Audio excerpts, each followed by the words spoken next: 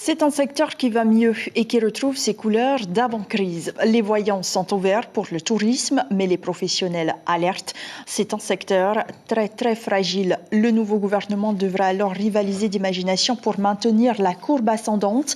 La formation des employés aussi est impérative pour soutenir l'industrie. Les détails avec Chiquita Teiva et Patrick Sing-Sing. 218 000 visiteurs l'an dernier, la croissance touristique se confirme encore ce premier trimestre 2023 et rassure les entreprises. Mais selon le président du Conseil des professionnels de l'hôtellerie, ces chiffres sont à prendre avec prudence, car le tourisme reste un secteur fragile.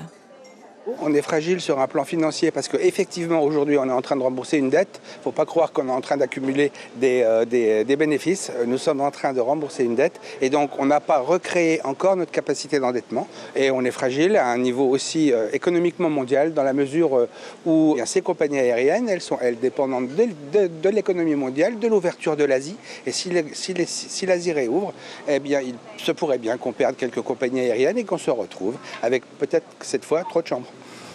Les chambres, ce n'est pourtant pas ce qui manque dans la petite hôtellerie, mais ce sont elles justement qui souffrent de la concurrence des locations saisonnières. On en dénombre plus de 1500, dont plus de 800 sur l'île de Tahiti. Notre premier objectif, c'était justement de venir arrêter cette concurrence, je vais dire, un peu déloyale quand même. Parce que tu veux gagner de l'argent. Bon, je gagne, mais je sais que j'ai aussi une petite part à rendre pour le pays, pour que cette économie touristique vive encore mieux.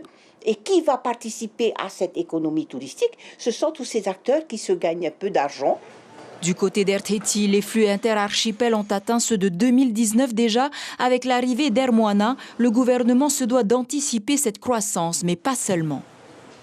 Il y a des fondamentaux qu'il faut conserver, comme par exemple la délégation de service public qui a été mise en place qui permet la desserte de lignes déficitaires sur le réseau d'Air Tahiti.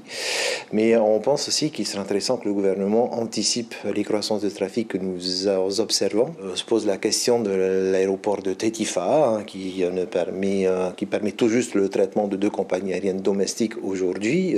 Les professionnels du tourisme ont déjà hâte de travailler avec leur futur ministre autour d'un comité stratégique pour le développement du secteur. L'information en continu sur Polynésie la première, Internet et réseaux sociaux.